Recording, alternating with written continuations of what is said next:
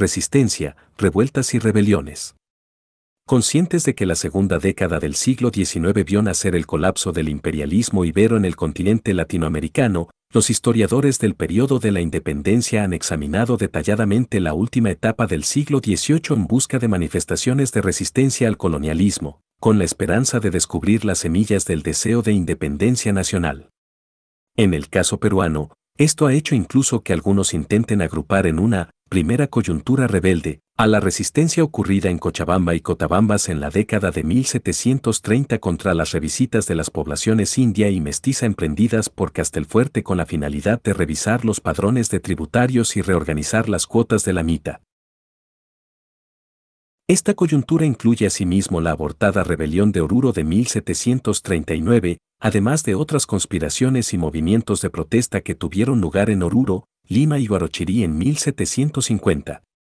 Estos movimientos, y en realidad varios otros similares, ocurridos en la segunda mitad del siglo XVIII, comprenden la protesta abierta de los indios contra una serie de abusos. La resistencia de los mestizos ante la amenaza de ser reclasificados como indios, perdiendo con ello estatus y su dispensa del tributo, y la tendencia contradictoria que tanto los mestizos como algunos criollos de provincias tenían de subrayar su ascendencia india así como su origen europeo, en un intento por conseguir el respaldo indígena a su oposición frente a las autoridades y las exacciones fiscales. Por lo general, para restaurar el orden bastaba con un despliegue de fuerza de parte de las autoridades regionales o virreinales, como el ahorcamiento y descuartizamiento de 10 rebeldes de Cotabambas en 1731 por haber asesinado a su corregidor, Juan José Fandiño, y la exhibición de sus cuerpos en diversas aldeas durante varios meses. Del mismo modo, la rebelión de Huarochirí en 1750, que comenzó con la muerte del corregidor, Juan Josef de Orrantia, su teniente y 14 otros españoles a manos de indios armados, fue prontamente sofocada gracias a la ejecución de los cabecillas y al destierro de otros a las islas de Juan Fernández. Ciertos indicios nos permiten inferir que si bien las autoridades virreinales no veían con buenos ojos las protestas locales en contra de los corregidores, sí aceptaban la violencia local generalizada como un rasgo casi inevitable de la sierra peruana, provocado principalmente por la comprensible resistencia de las comunidades a los abusos cometidos por funcionarios preocupados más por manejar el reparto que por proteger a sus pobladores de los abusos fiscales y sociales que les infringían el clero local, los hacendados, los mineros y los obrajeros. Como lo señalara Amat en su memoria, los excesos que juntamente cometen los obrajeros, cañavereros, dueños de coca, mineros y demás hacendados, cuyas desarregladas operaciones son públicas y notorias, no penden sino del perverso proceder de los corregidores, quienes cohechados con sus mismos tratos y negociaciones, no solo no pueden corregir las violencias y maldades que reconocen, temiendo ser acusados de mayores delitos, sino por salvar sus intereses, con quietud disimulan y apadrinan cualesquiera temeridades, saliendo por defensores de ajenos procedimientos con el fin de oprimir la voz y queja de los infelices y desvalidos vasallos de su majestad que viven muy distantes y apartados del virrey y tribunales superiores. 16 años más tarde Avilés, el futuro virrey del Perú, diría lo mismo de modo más sucinto no obstante estar firmemente comprometido con la severa represión militar de la rebelión de Túpac Amaru, al anotar que la mayoría de los corregidores, ciegos de la codicia y llevados del cebo de unas ganancias usurarias, creen justa la práctica de una tiránica esclavitud de los indios. Gálvez llegó a una conclusión similar en base a esta nueva información, así como a los abundantes informes sobre el mal manejo de las provincias de Juan y Ulloa y otros que se habían acumulado en Madrid durante las 4 décadas anteriores, por lo cual en 1783 le aconsejó a Croix, el virrey electo, que en el Perú solo se cuidaba de sacar del infeliz indio toda la utilidad temporal posible, sin ponerle religión, costumbres, utilidad, sin conocimiento, ni obediencia, y amor al rey. Ellos no habían visto cerca de sí sino tiranos corregidores, iguales curas, y por este método han sido todos los que han tratado con ellos, consiguiendo hacerles malos hasta el punto que no pudiera llegarse a presumir.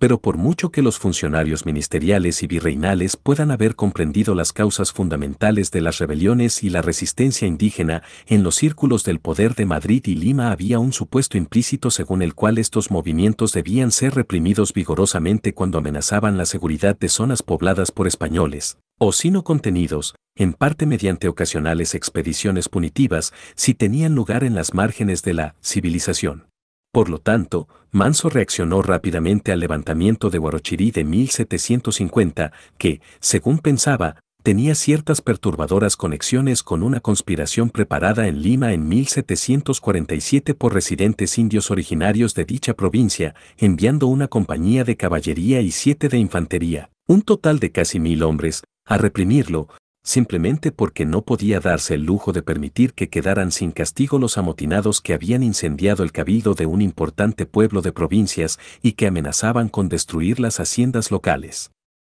Sin embargo, la más prolongada rebelión de Juan Santos Atahualpa, que estalló en 1742 durante el gobierno de su predecesor, Mendoza, en la zona de montaña al este de Tarma, provocó una respuesta más defensiva que giró en torno a la fortificación de los pueblos cerca de la frontera, custodiados por 200 hombres cuya principal función era impedir las incursiones indígenas en las zonas pobladas. Esta estrategia quedó vindicada con el agotamiento de la rebelión en 1756, probablemente debido a la muerte de su líder, aun cuando los indios Campa siguieron resistiendo todo intento de colonizar la región de la Purímac durante la segunda mitad del siglo. A pesar de la tendencia ocasional de los amotinados indios a invocar una justificación cuasi utópica para sus protestas, en parte adoptando nombres incaicos, Francisco García Jiménez, uno de los jefes del movimiento de Huarochirí, era conocido como Francisco Inca, Francisco García Inga Ximénez y Francisco Ximénez Inga. Las autoridades virreinales no solían tener muchos problemas para reprimirlos, sobre todo gracias a que los funcionarios regionales podían contar con el respaldo de los españoles de la localidad, ansiosos por preservar el orden social y económico frente a las protestas populares. Por obvias razones, los funcionarios de todo nivel se preocupaban más por las rebeliones que lograban unir a indios, mestizos y criollos en una campaña común en contra de los agentes de la autoridad real, así fuera solo temporalmente, pues éstas eran mucho más difíciles de controlar y usualmente era necesario hacer concesiones para restaurar la tranquilidad, aun cuando no era nada raro que se tomaran represalias una vez que los amotinados deponían las armas. La primera manifestación realmente importante de esta nueva amenaza en el periodo posterior a 1750 ocurrió no en el Perú, sino en el vecino reino de Quito, una región por la cual los virreyes peruanos siguieron sintiendo cierta responsabilidad hasta la independencia, como veremos en el siguiente capítulo, en 1765. Aquel año los pobladores de dicha ciudad se levantaron en una gran protesta urbana desatada por los intentos del virrey Pedro Mesía de la Cerda de incrementar las rentas, retirando los monopolios de la alcabala y el aguardiente de manos particulares y colocándolos en manos de funcionarios reales. Lo importante era que los cambios propuestos ofendieron tanto a los hacendados que producían el azúcar con la cual se destilaba el aguardiente como a los pequeños tenderos y comerciantes de los barrios populares de la ciudad, que eran especialmente vulnerables a la amenaza de un cobro más eficiente y riguroso de la alcabala. El resultado, en un comienzo, fue un movimiento pacífico de protesta entre los círculos políticos patricios, que gradualmente atrajo el respaldo de grupos sociales dispares hasta convertirse en una rebelión general en contra de los cambios fiscales. Este no llegó a ser un gran movimiento regional del tipo de los que 15 años más tarde tendrían lugar en Nueva Granada y el Perú, pero sí sobresale como la primera manifestación abierta de resistencia regional a la nueva fase del reformismo Borbón, inaugurada por las necesidades fiscales de Carlos III. Es asimismo importante llamar la atención sobre el hecho que, al igual que las revueltas mucho más grandes de 1810 en contra de los representantes de la autoridad real, este fue un movimiento esencialmente urbano que mostró que los intereses comunes podían unir a los patricios y al pueblo en contra del gobierno real. Las revueltas que estallaron en Perú y Nueva Granada en 1780 a 1781 compartieron varias características con la rebelión de Quito de 1765, pero es importante que el historiador distinga entre ellas y evite la tentación de verlas como parte de una conspiración general. Su contexto fue la Guerra Anglo-Española de 1779 a 1783, la Guerra de la Independencia de los Estados Unidos. Ella hizo que la corona exigiera un mayor excedente fiscal a los visitadores generales enviados al Perú y Nueva Granada para que efectuaran una reestructuración general de la Real Hacienda y el sistema judicial. En el Perú, Una violenta oposición a las innovaciones fiscales de Areche estalló en Arequipa en enero de 1780 y se esparció rápidamente a Huaraz, Cerro de Pasco, La Paz, Cochabamba y Cusco. La más importante de estas protestas locales fue el motín de Arequipa, que unió a los patricios y a los pobladores de la ciudad e hizo que atacaran la aduana el 14 de enero, en protesta por los esfuerzos insensibles que su administrador, Juan Bautista Pando, hacía por cumplir con las órdenes de Areche que incrementaban la alcabala en un 2%, de 4% a 6%, del valor de los bienes llevados a la ciudad, grababan nuevos impuestos sobre la producción de aguardiente y afectaban en general a grupos sociales y mercancías que hasta ese entonces habían estado libres de toda imposición fiscal. Asimismo, varias personas de ascendencia mixta de la ciudad se enfurecieron con un decreto dado por Areche el 16 de noviembre de 1779, que ordenaba que mestizos y cholos fueran registrados como tributarios junto a los indios. Sin embargo, la élite local pronto fue consciente de los peligros, así como de las ventajas que tenía movilizar a las masas para protestar contra el incremento de las cargas fiscales, puesto que después de la destrucción de la aduana las turbas de las aldeas vecinas dirigieron su atención hacia el corregidor, sus socios comerciales y la sociedad en general. Por ejemplo, la casa del corregidor fue saqueada el 15 de enero y al día siguiente la cárcel fue atacada y los prisioneros liberados. Con esto, varios de los patricios que secretamente habían respaldado el ataque contra Pando, se refugiaron ahora en los conventos y monasterios arequipeños, mientras que los más valientes apresuradamente armaron 2 compañías de milicianos para, en primer lugar, rechazar un ataque a la ciudad y luego emprender una expedición punitiva contra los indios, mestizos y demás castas reunidas en la vecina Pampa de Miraflores. Cientos de prisioneros fueron tomados y 11 de ellos colgados en el centro de Arequipa el 17 y 18 de enero, antes que los disturbios cesaran. En el largo plazo, la rebelión de Arequipa demostró cuán vulnerable era el control hispano del Perú ante una alianza de clases, pero asimismo dejó en claro que una alianza tal no se mantendría fácilmente debido a las drásticas desigualdades raciales y sociales de la sociedad americana. Con todo, y al igual que la rebelión de Quito de 1765, ella le recordó a la corona los límites de su autoridad práctica, incluso en una época de intensificación del absolutismo. 10 meses más tarde, el 9 de noviembre de 1780, José Gabriel Túpac Amaru, el cacique de Tinta, dio inicio al más grande movimiento de protesta de la América hispana ocurrido antes de 1810, al prender y posteriormente ejecutar en la plaza de Tungazuca a Antonio de Arriaga, corregidor de Canas y Canchis. Los historiadores peruanos han tendido a argumentar que esta rebelión fue una prolongación de las protestas urbanas ya mencionadas, con lo cual sería una prueba de la resistencia multirracial de los peruanos al dominio hispano. Esta interpretación no se encuentra del todo desprovista de sustento, pues hay indicios de que al igual que su contraparte arequipeña, los disidentes criollos del Cusco ya antes en ese año habían intentado explotar y manipular el descontento indígena con la mala administración de los corregidores y sus subordinados, para así asustar al visitador y hacer que relajara su programa de innovaciones fiscales. Areche mismo estimuló esta interpretación al argumentar que desde finales de 1775, Túpac Amaru planeaba con varias personas levantarse en armas contra el rey, incluyendo algunas de categoría, así como otras de baja clase, aunque dudaba que los seguidores criollos del jefe indio hubiesen pensado subvertir la dominación. Sin embargo, en un primer informe enviado a Gálvez, pensado tal vez para restarle importancia a la rebelión y a la amenaza que ésta presentaba para todo el programa de la visita general, Areche había llamado la atención sobre el hecho de que la proclama de Túpac Amaru a las provincias vecinas pidiendo que ayudaran a la rebelión había sido emitida solo después de la ejecución de Arriaga el 10 de noviembre y no inmediatamente después de su captura ocurrida 6 días antes, lo que prueba que este paso no estaba preparado.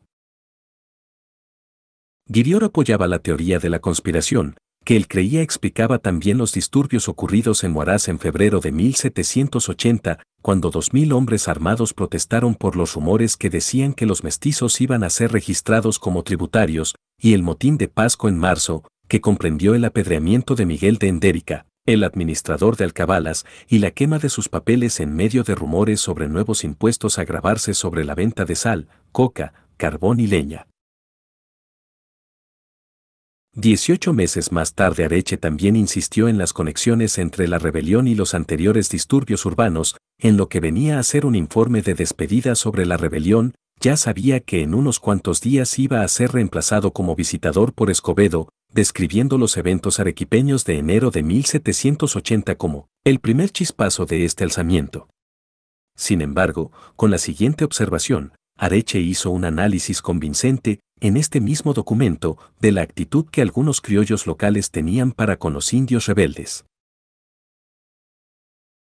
Al principio es verdad que había entre estos algunos españoles y de otras castas más diestros que ellos, pero hace días que andan por lo regular cuasi solos, guiados de uno u otro inicuo alucinador que les ofrece el vencimiento de los españoles a quienes les ha hecho aborrecer el maltrato de curas, de corregidores, de obrajeros y hacendados, pero no por esto más capaces de conseguir sus ideas ridículos de acabar con los blancos. Curiosamente, esta interpretación coincidía con la que el obispo Moscoso le hiciera a Areche apenas 2 meses después del estallido de la rebelión, 6 días después de que Túpac Amaru dejase de asediar la ciudad del Cusco, al informar que algunos de los españoles y mestizos que tenía en su compañía lo fueron desamparando y se han retirado a sus vecindarios. Inicialmente algunos españoles, sugería el obispo, habían estado dispuestos a apoyar a los insurgentes por miedo, un terror pánico, pero habían logrado reafirmar su lealtad al rey a medida que la rebelión perdía su ímpetu inicial. Jáuregui confirmó esto citando el caso del peninsular Juan Antonio Figueroa, sargento mayor de la milicia de Paruro, quien se vio obligado a tomar el mando de la artillería rebelde hasta que logró fugar. En la declaración que posteriormente hiciera ante Mata Linares sobre su papel exacto en los acontecimientos de noviembre de 1780, Figueroa brindó detalles fascinantes sobre los acontecimientos en el campo insurgente en los días anteriores a la ejecución de Arriaga. Él insistió en que la demora en su ejecución se debió a que Túpac Amaru estaba esperando instrucciones de cómplices desconocidos, que incluían al obispo, en la ciudad del Cusco. También dijo, para subrayar una vez más la algo confusa dimensión religiosa, que el cadalso fue construido con los maderos de la arruinada iglesia de Pampamarca, y que el discurso dado por un ayudante de sacerdote durante la ejecución afirmaba que la muerte de Arriaga debía ser vista como una lección para quienes desafiaran al clero, una referencia evidente a las prolongadas disputas que el corregidor tuvo con Moscoso. Otros observadores fueron bastante más cínicos con respecto a las exclamaciones de lealtad de Moscoso una vez comenzada la rebelión, o de los intentos que prominentes cusqueños hicieron por distanciarse de toda responsabilidad en ella, o de haberla fomentado. Entre los cínicos se encontraba el arcediano del Cabildo Eclesiástico del Cusco, el único miembro europeo de dicho cuerpo, según él, que en abril de 1781 no solo insistió en que la rebelión de noviembre de 1780 era una prolongación directa de los disturbios comenzados en febrero de dicho año, sino que además sostuvo que todos los criollos de la iglesia de la ciudad, el obispo incluido, rezaban por la victoria del enemigo. Su rotunda conclusión era que, sin un gran exterminio de indios y criollos, se perderá el reino. El americano es hombre de servidumbre, y si se le extrae de ella, al punto quiere la diadima del reino. Aunque Gálvez mismo compartía esta actitud anticriolla, en parte debido a sus propias experiencias en la Nueva España entre 1765 y 1771, él tenía un cuadro algo más positivo de la situación, que comprendía una respuesta dual. El primer rasgo incluía la revocatoria de los perdones que Jáuregui concediera a Diego Cristóbal Túpac Amaru, primo de José Gabriel, y otros miembros de su familia en 1781, y una brutal represión de los indios que respaldaron la rebelión durante su segunda fase en el Perú y el Alto Perú, luego que este último fuera ejecutado en mayo de 1781. El segundo y más constructivo aspecto, estrechamente basado en los consejos recibidos de Avilés, comandante militar del ejército realista, consistía en una reforma administrativa fundamental cuyas características principales fueron el reemplazo de los corregidores con intendentes y subdelegados en 1784, y la decisión tomada en 1787 de fundar la Audiencia del Cusco. La idea, como lo explicara Gálvez Avilés, era quitar para siempre los males que padecía esa América, cortándolos de raíz por el medio eficaz y único de abolir los corregimientos y poner en las provincias magistrados escogidos y dotados con sueldos competentes, de modo que el Perú salga de una vez de su antigua anarquía, confusión y desorden con que ha caminado precipitadamente por tantos años a su precipicio y última ruina. En julio de 1783 se ordenó el arresto y el envío a España de Diego Túpac Amaru y otros miembros sobrevivientes de la familia de José Gabriel, precisamente una semana después de que Diego fuese ejecutado y descuartizado por, en palabras del nuevo virrey Croix, haber sido capturado en marzo, por reincidencia en el execrable crimen de la rebelión. La rebelión de los comuneros en el vecino virreinato de Nueva Granada comenzó con un violento estallido en Socorro el 15 de marzo de 1781, 4 meses después de que Túpac Amaru tomara las armas en el Perú. 2 meses más tarde la rebelión pasó a ser un abierto desafío a la autoridad real cuando Juan Francisco Bermeo inició una marcha sobre Bogotá a la cabeza de aproximadamente unos 20.000 hombres armados. Hay ciertos indicios de que la llegada a Socorro de noticias sobre los acontecimientos del Perú tuvieron tal vez cierto efecto sobre el momento de la protesta, y José Antonio Galán, hijo de padre peninsular y madre mulata, uno de los jefes plebeyos, fue posteriormente descrito como el Túpac Amaru de nuestro reino por sus antiguos colaboradores, ansiosos por distanciarse de él una vez que se rehusó a transar con las autoridades reales. Sin embargo, Phelan argumenta que la rebelión de los comuneros habría tenido lugar aun si el Perú hubiese estado en paz o no, y asimismo llama la atención sobre las diferencias fundamentales entre ambos movimientos, la más significativa de las cuales fue la notable ausencia de violencia en la protesta novogranadina. En realidad este no fue un movimiento independentista y ni siquiera uno que tuviera el potencial de convertirse en una revolución separatista, sino más bien una demostración generalizada de protesta en contra de las duras innovaciones fiscales impuestas en Nueva Granada por el regente y visitador general, Juan Francisco Gutiérrez de Piñeres. En lugar de negociar y transar con los intereses locales, que era lo que los funcionarios reales tradicionalmente hacían en Nueva Granada, subió inconsultamente la alcabala, reorganizó el estanco del aguardiente y comenzó a erradicar la producción incontrolada de tabaco por parte de los pequeños agricultores, para así maximizar las ganancias del recientemente establecido estanco del tabaco. En términos de sus objetivos, la rebelión de los comuneros tuvo notables similitudes con la rebelión de Quito de 1765 y la protesta arequipeña de enero de 1780, pero a algunos de sus contemporáneos comprensiblemente les pareció que era comparable con la rebelión de Túpac Amaru, tanto por sus dimensiones como por la extensa participación de plebeyos, principalmente indios. Ella culminó, como es bien sabido, el 31 de mayo de 1781 en un tenso encuentro en Zipaquirá con los comisionados de la capital, liderados por el arzobispo Antonio Caballero y Góngora, a apenas un día de camino de Santa Fe de Bogotá. Aquí los rebeldes se dividieron, en parte según líneas regionales, los 4.000 jinetes de Tunja se distanciaron de los reclutas, más numerosos pero menos disciplinados, de Socorro, varios de los cuales eran indios, pero sobre todo en base a la clase y hasta cierto punto según la etnicidad.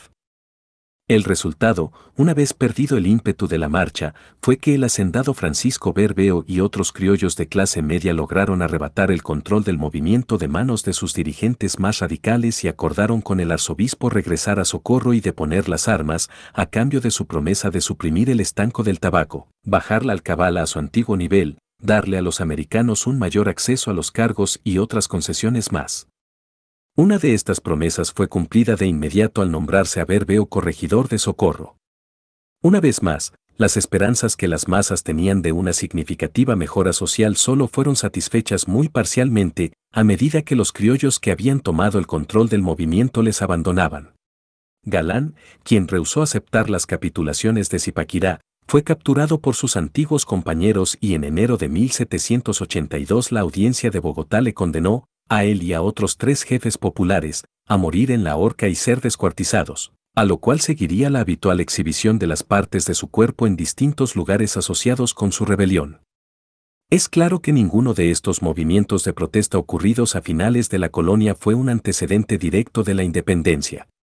La rebelión de los comuneros, así como el movimiento de Quito de 1765 y las manifestaciones de descontento ocurridas a comienzos de 1780 en Arequipa y otros pueblos y ciudades peruanos, pueden ser vistas como un estallido contrario a los aspectos fiscales propios de la intensificación del absolutismo que tuviera lugar durante el reinado de Carlos III. La rebelión de Túpac Amaru, en cambio, tuvo objetivos más ambiguos. Podemos verla, contradictoriamente, como una demanda de un mejor gobierno y como un llamado a todos los peruanos, fuera cual fuese su origen étnico, para unirse en contra de los peninsulares, pero en términos de retórica tenía en sí los gérmenes de un movimiento separatista. Estos procesos paralelos fueron en cierto sentido contradictorios, pues las protestas antifiscales de Nueva Granada y, en el caso peruano, las de Arequipa y otros lugares llamaron la atención sobre, y tal vez incluso exageraron, los contrastes entre el final del siglo XVIII, cuando la centralización, los altos impuestos y el autoritarismo habían pasado a ser la norma, y un idealizado y mal definido periodo anterior en el cual, en la conciencia popular, los impuestos eran evadidos y se consideraba que era esencial obtener el consentimiento de los gobernados antes de emprender innovaciones significativas en las estructuras fiscales y administrativas. Hay ciertos indicios de que en Nueva Granada, una pequeña parte de la élite criolla, cuyo respaldo habría sido vital para el éxito de todo intento por romper con España, desarrolló un incipiente espíritu nacionalista por la acción colectiva de 1781. Sin embargo, en la década de 1790 fueron excepcionales las personas que, como Pedro Fermín de Vargas, Antonio Nariño y Francisco Javier Espejo, estaban por lo menos dispuestas a contemplar la posibilidad de una revolución, aunque no a practicarla. La mayor parte de los criollos de Nueva Granada y Perú respondió a la intensificación del absolutismo con una malhumorada aceptación de que un mayor control imperial era el precio necesario a pagar a cambio del crecimiento económico y la estabilidad social del periodo borbónico tardío. En cambio, la rebelión de Túpac Amaru puede ser vista como un pedido de un gobierno más eficiente antes que como una reacción en contra suya, como un pedido a la corona española y sus agentes en el Perú para que brindaran unas estructuras de respaldo, implícitas en el pacto colonial, a los miembros sobrevivientes de la comunidad india e implementaran las medidas protectoras que en teoría iban junto a la aceptación indígena de su obligación de pagar el tributo 2 veces al año.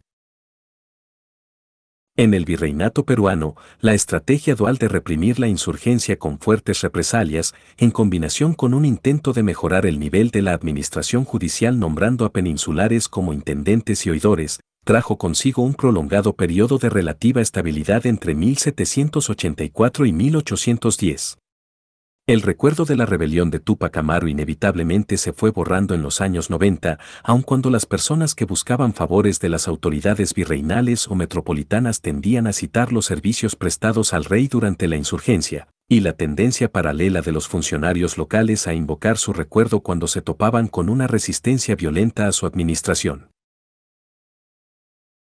En 1792, por ejemplo, un comisionado nombrado por el virrey Gil para que supervisara las actividades de los mineros notoriamente levantiscos de Cerro de Pasco, tuvo una recepción tan hostil que sostuvo haber descubierto una sublevación declarada, un tumulto ciego, violento y ardiente, que le hizo evocar la de Tupamaro, la cual empezó por la resistencia de un indio insolente y atrevido a las órdenes de su corregidor.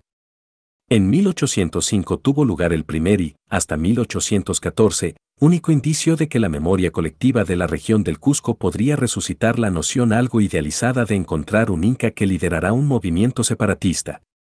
En ese año dos conspiradores criollos, Gabriel Aguilar y José Manuel de Ubalde, buscaron persuadir al regidor del Cusco, Manuel Valverde Ampuero, quien sostenía descender de Huayna Cápac, de que buscara el respaldo de los electores indios nobles del alferazgo real para que proclamaran Inca a Aguilar. El cauteloso Valverde, que fuera posteriormente exiliado a España por no haber reportado la conspiración a las autoridades, rehusó involucrarse, con lo cual Aguilar mismo surgió como el Inca electo, afirmando que un siervo de Dios le había dicho en un sueño que, vos señor sois el que tiene Dios destinado para tomar el cetro de estos dominios. La audiencia se movilizó con rapidez una vez que la conspiración le fuera denunciada en junio de 1805 por un oficial de la milicia de Paucartambo, al cual se le había contactado para que proporcionara el respaldo militar, y sentenció a Aguilar y Ubalde a ser ahorcados en la Plaza Mayor del Cusco. Las sentencias se cumplieron el 5 de diciembre de 1805, exiliándose a los restantes conspiradores a Madrid y Lima. Es claro que, en términos prácticos, hubo poca participación indígena en la conspiración. Sin embargo, ella mostraba la posibilidad, e incluso las ansias, que tenían algunos disidentes criollos del Cusco de involucrar a los indios de la sierra en sus conspiraciones antiespañolas, con lo que sentaron un precedente, como veremos en el capítulo 6, para la gran insurrección de 1814 a 1815 y resucitaron un fantasma que había asustado a los funcionarios peninsulares desde 1780. La relación entre la conspiración de 1805 y la rebelión de 1780 dejó una impresión particular en el fiscal del Consejo de Indias, quien comentó el caso en 1807. Se trataba nada menos que de Benito de la Mata Linares, el antiguo juez de Túpac Amaru. Suscribiendo con entusiasmo el parecer de Pedro Antonio Cernadas, el regente de la audiencia del Cusco, para quien aquí hubiera producido más efecto la insurrección con un inca proclamado que en cualquier otra, o acaso en todas las ciudades de estos reinos, Mata propuso que se instalara una guarnición permanente de tropas españolas en la fortaleza de Sacsayhuamán. Y, tal vez invocando inconscientemente la costumbre prehispánica de llevar mitimaes al centro del poder imperial, que se estimulara a los jóvenes cusqueños a que viajaran a España a proseguir carreras militares o literarias, con lo cual en realidad servirían como rehenes que asegurarían el buen comportamiento de sus familias. Lo que ambos hombres no vieron, y que sería demostrado claramente entre 1814 y 1815, fue que el factor más efectivo para preservar la autoridad hispana en el Perú era la repugnancia que los criollos de Lima y la costa tenían para todo movimiento separatista que no solo lograra elevar el estatus del indio, sino que también desplazara el poder político a la sierra, representada literal y simbólicamente por el Cusco. Es relativamente poco lo que vale la pena decir sobre la ideología separatista, dada la pasividad e incluso la sumisión que la mayoría de los españoles del Perú mostró ante la intensificación del absolutismo durante el periodo borbónico tardío. Algunos investigadores han querido exaltar el papel de Toribio Rodríguez de Mendoza, quien contribuyó al Mercurio peruano y fue rector del Convictorio de San Carlos, miembro del primer Congreso Nacional Peruano de 1822 y rector de San Marcos hasta su muerte, ocurrida en 1825, en la introducción de las nuevas ideologías a las generaciones que presidirían la defunción del Imperio Español. Sin embargo, es necesario tener en cuenta que los criollos educados en este centro preuniversitario, fundado en 1770 para que reemplazara a los colegios jesuitas de San Pablo, San Martín y el Príncipe, comprendían no solo a los eventuales seguidores de la independencia sino también a varios otros que lucharían hasta 1824 para preservar el imperialismo. La expulsión de los 2.500 jesuitas de la América hispana en 1767 privó abruptamente al Perú de varios cientos de miembros de la orden, llevados bajo fuerte custodia al Colegio de San Pablo desde todas partes del virreinato, para ser enviados al exilio a bordo de un navío conmovedoramente llamado el Peruano. Sin embargo, a pesar de los sufrimientos de las familias peruanas cuyos hijos se vieron afectados por la repentina expulsión, aquellos peruanos que se enriquecieron con la compra de las confiscadas propiedades jesuitas y pudieron filosofar sobre el particular. Al parecer, la inmensa mayoría de los peruanos prestó poca atención a los esfuerzos realizados por uno de los exiliados, Juan Pablo Vizcardo y Guzmán, nacido en 1748 en Pampacolca, provincia de Arequipa, para promover la independencia del Perú, inicialmente buscando convencer al gobierno británico de que enviase una expedición en ayuda del levantamiento de Túpac Amaru. Este y otros intentos posteriores por promover la intervención extranjera en el Perú fracasaron y Vizcardo falleció en 1798, dejando tras de sí su Lettre aux Espagnols Americains, en donde señalaba con claridad los agravios de los criollos y argumentaba enérgicamente en favor de la independencia de España. La carta impresionó a Miranda, quien la publicó en 1799, así como a otros cuantos extremistas aislados, y fue posteriormente reconocida como un paso importante en el desarrollo de una ideología revolucionaria. Sin embargo, ella no circuló mucho dentro de la América hispana antes del estallido de la lucha por la independencia, por ello, si bien posteriormente logró llamar la atención, no fue en cambio importante para la creación de un clima revolucionario. En este sentido, las obras descriptivas escritas por criollos más conservadores, ansiosos por mostrar la dimensión y la naturaleza de los recursos y del potencial americano al mundo en general, fueron más importantes para predisponer las mentes de los hombres para el momento en que el colapso de la España metropolitana ante la invasión de Napoleón Bonaparte echó sobre ellos la responsabilidad de comenzar a definir su vago concepto de patria para alcanzar la idea de nación independiente. Aún así, y como veremos en el capítulo 6, la mayoría de los españoles del Perú decidió luchar para preservar el imperialismo español.